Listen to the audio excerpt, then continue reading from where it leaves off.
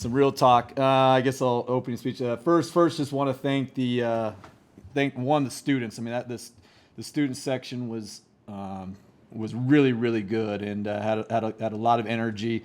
Sometimes as a coach, you worry when you start building and you start getting good crowds, and you get a crowd like that, is that you don't want to have a proverbial letdown.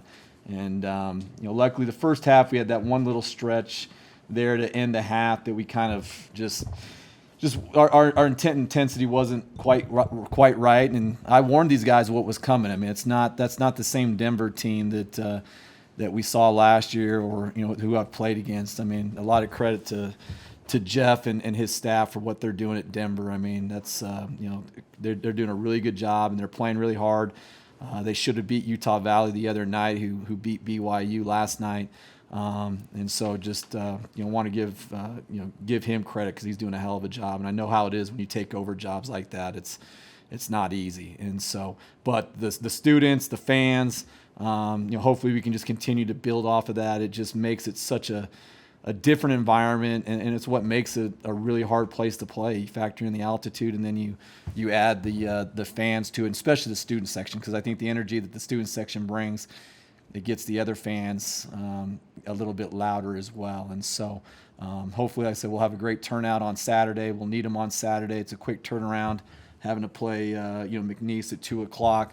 So hopefully we'll get a great crowd, considering the fact that global warming does exist, I guess, in Wyoming now. There's no excuses that I-80 or I-25 that there's going to be 4 feet of snow on the ground. It's going to be 55 degrees, and 55 at 72.20, feels like about 80. And so there's no excuses for anybody not to come and watch these guys. And I think if they do come, they'll be, they'll like what they saw. And, I thought what we did tonight, I mean, our guys responded at halftime, challenged them. We let them shoot 56%. The biggest thing was we allowed, 2 guys that we didn't want to attempt threes, let alone make threes. We allowed, for us to give up Porter, number 5, 3 threes in the first half. And then we allowed, number 11, Johnson, 2. I mean, we allowed 15 points from those 2 guys, and was not happy about that at halftime. And then lo and behold, the second half, I mean, that was a challenge, was to minimize their 3 attempts. And they didn't make a 3 in the second half, because if you take away those 15 points in the first half, then it's a different game. And so challenge the guys. It's hard to win in college basketball, and sometimes when you start winning games like we are, and you're 6-0, you might have a little bit false sense of reality of where you're at. And so it was a good learning lesson for them, knowing it doesn't matter, man. College basketball nowadays, I mean, anybody can beat anybody. I mean, sometimes that's cliche, but I mean, this day and age it is. But hopefully, like I said, our discipline, our effort, our habits will help us kind of separate ourselves from people. And I thought in the second half, I mean, that's the team that I've seen for pretty much the last 6 games, and it was a great defensive effort. Jeff, did you have a sense that Graham was just kind of taking over and wearing out their bigs down the stretch, and what was that like to watch? Well, I mean, he does that. He's done that every game. So it's just, he's a special player, which I've told you guys from day one, and his ability just to put so much pressure on the defense, not just in terms of scoring. I mean, he gets 35. He scores 35, but he draws 13 fouls. And my guess is probably if you make your way to Ken Pom, which, for Wyoming fans, Ken Pomeroy is a Wyoming grad. If you go and look at his advanced stats, which, it's really cheap, he's probably right now, I mean, he's probably top 3 in the country. He's top 2 in the country in usage rate, possessions used, and he's probably top 3 in the country now in terms of fouls drawn. And so when you have a guy like Graham who can draw fouls, and then you got Maldo, it just puts a lot of pressure on the other team. And as the game goes on, it's like football. And if you have a really good running game, I mean, if you can control the time of possession and you can just keep running the ball, I mean, it's like having Derrick Henry. I mean, that's who he is. I mean, just maybe the first 10 minutes, he'll kind of feel his way out, second 10, but then as that third 10 and that fourth 10 come, I mean, it's like trying to tackle Derrick Henry in the fourth quarter. Good luck. What would you say was the biggest change just on the defensive end? 0 for 8 for them from behind the 3-point line. What was the biggest difference you saw out there on defense? And we just had, we just had more intent and intensity each possession. We were just a little bit off, and we're not good enough where if we're just a little bit off to where you can allow a team like that who's hard to guard. I mean, they can stretch you out, especially with they play 24 and 25 at the 4 and 5, and both those guys can they can shoot the ball. And we just knew that we would live with Hen 24. We'd live with his threes, but we couldn't afford to give 5 and 11. And and 2, we knew was more of a guy that was going to get his. Hunt was going to get his off of pull-ups, and he's more looking to play inside the 2. But to give those 2 guys, but in the second half, I mean, it was a collective effort with those guys who were guarding them. We did a really good job of clamping up and minimizing their attempts. What does do for Jeremiah Oden down the line having a game like this against Michael Hen?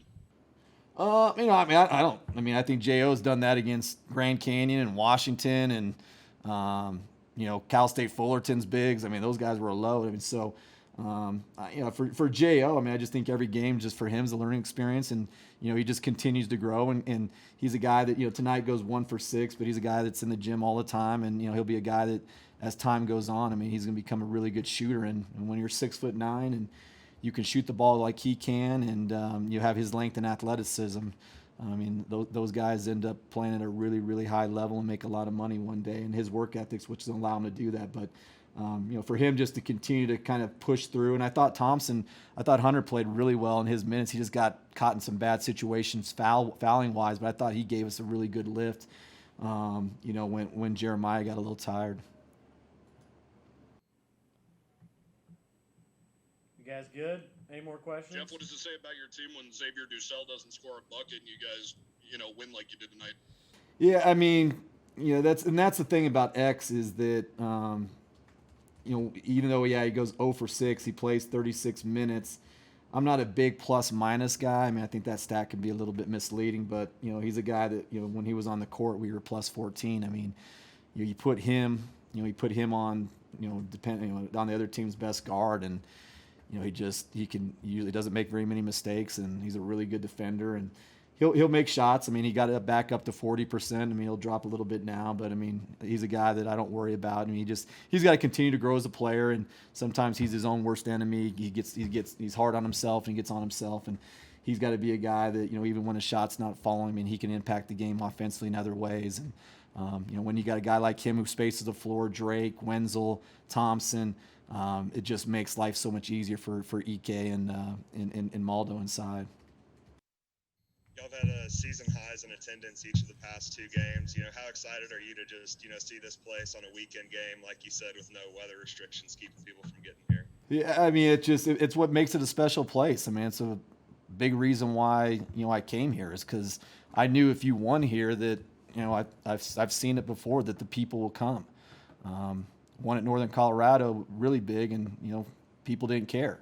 That's why I'm here. Is that this is a place where people care, and we got to get those students. I mean, there's nothing to do in Laramie usually on a Thursday night, Friday night, Saturday. I mean, not a lot to do, and so we need them there, and if we can get them there, I mean, it just makes it that much harder of a place to play. And so, I'm excited to see what Saturday will bring. I mean, I said these guys deserve it.